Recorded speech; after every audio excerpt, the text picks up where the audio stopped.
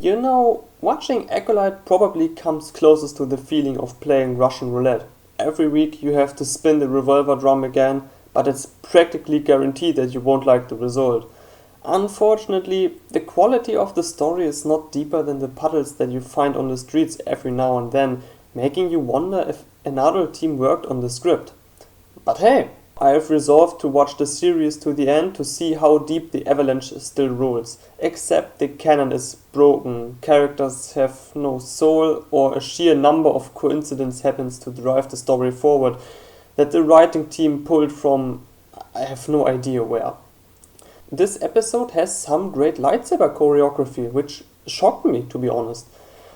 With the quality of the series so far, I wasn't expecting that. The Jedi have fallen victim to the Sith one by one until only Soul is left. Lightsabers are finally deadly again, but the series is also set in the past. They still use deadly weapons back then. I don't know what happens in the sequel, but something must have changed the design, I guess.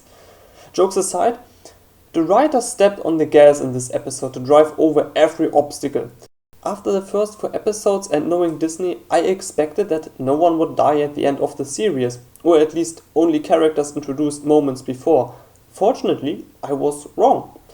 The episode felt like Star Wars, at least as long as everyone was fighting. But one fight doesn't save the series. If the contest of the cake were baked from horse shit, it could still look great, but no one would eat it.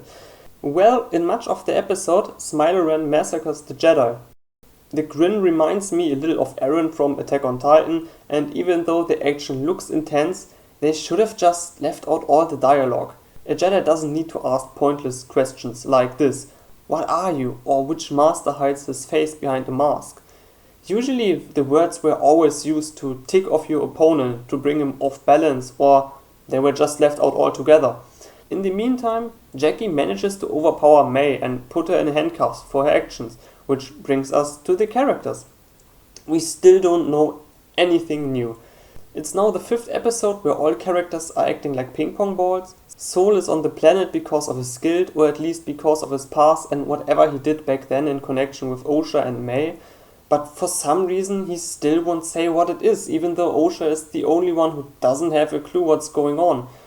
Maybe there's a reason for it, but he just straight up says every single episode, when the time comes, I will tell you what you need to know. Trust me, bro. It just seems like an artificial mystery they want to keep alive so that they can keep the show bloated for longer. Jackie is just doing her job. She is quite likable, but that's it, before she gets stabbed 3 times so that even our antagonist is sure she's dead.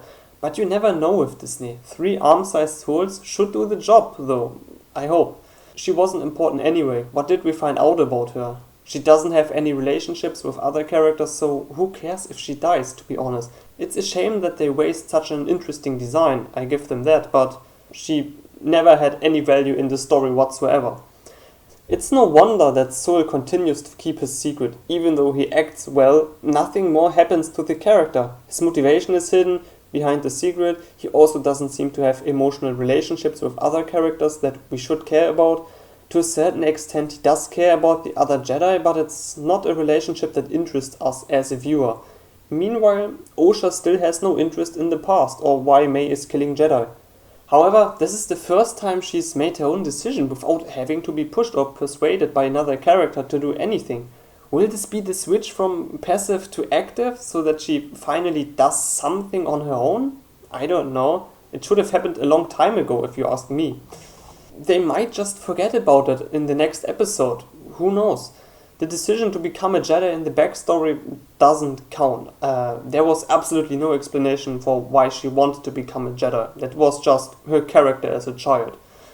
To a certain extent, I understand her desire to save Soul. After all, she owes him his life, her life. But when you get right down to it, they don't really have a relationship. He saved her and that's it. No bonding, absolutely nothing we did see. Presumably there happened a lot in the Jedi Order, but that's like all off-screen, so who cares? But we are also proud of you, Osha. You've finally grown up. I still don't understand your relationship with May, but hey, that's probably not going to be important in the future. May is, I must say, her fear of her master stood out. They should have built it up earlier, if you ask me, through nightmares, trauma, and maybe even mental torture.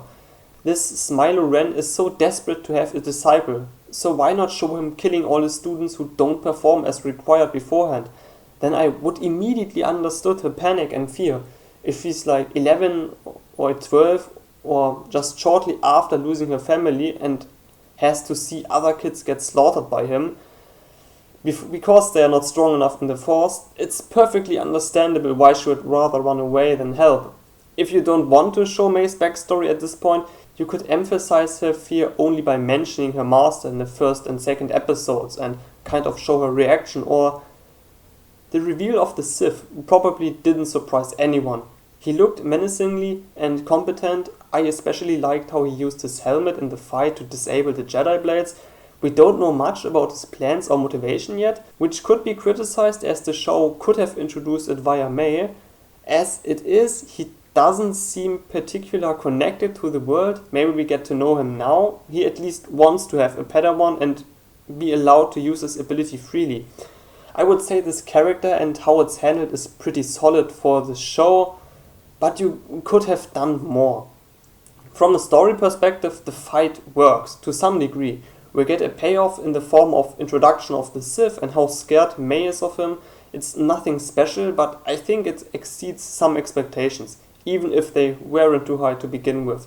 There was no emotional weight to them. None of the characters fought for something bigger that was important to them, someone they loved. They all just fought because the script said so. Even though I was surprised at how many he killed, there was a lack of connection and depth that gave the Jedi's death meaning. Also, no character arc was completed or reinforced, because the characters had none from the beginning. The battle stands alone and looks cool, but unfortunately, that's all there is to it. Those who are primarily interested in the action will enjoy this episode. If you look for the story and the characters, there's nothing to be expected. In the last third, there's a strange meeting between the sisters. I don't know if I'm supposed to feel anything about their reunion, but I found the whole thing kind of uncomfortable to watch. It seems very forced. I guess it's because of the past and how it did not influence the sisters' present. Maybe I thought something should happen. For example, feelings of guilt for May or consuming hatred for Osha, they both seem just fine after everything they went through. The episode has payoffs for moments that should carry emotional weight. The death of the Jedi, the sisters meeting, but the show never took the time to build any emotional relationship between the characters. No house stands without a foundation. Especially at the end, it becomes clear again what a ping-pong game the series actually is. May decides like a radical electron between two extreme spectrums. She wishes to murder the Jedi, then betrays her master since her sister is alive, before attempting to kill the Jedi again, after which she remembers and embraces her sister. Tears pour and everything finishes with a strong force push that knocks Osha unconscious. For whatever reason, she swaps clothes with her sister to switch roles, only to leave her oh so loved sister back in the clutches of the Sith, who tried to kill her minutes ago. I just don't get that. In the end, May travels with Master Soul, whom she wanted to kill 2 episodes ago, but now it's fine, I guess, or maybe next episode we see something. No matter how I look at it, it just doesn't make sense. The reunion of the sisters, the bugs reacting to light, the villain, everything the series has been working towards, among other things, is revealed. But the wow effect, the emotion from the past, possibly the trauma and emotion when Soul has to see the dead Jedi, nothing stands on a foundation. I would even say there are hardly any stills. It's not that hard to write a decent outline, even I could have done it. I hope for the sake of the series that Soul realized they switch places, otherwise every single character has the IQ of an ant. At least the Sith seems to realize, because he suddenly doesn't want to kill Osha when she's lying defenselessly on the floor. He has talked to both, so I guess he could know. Why did May do this to Osha?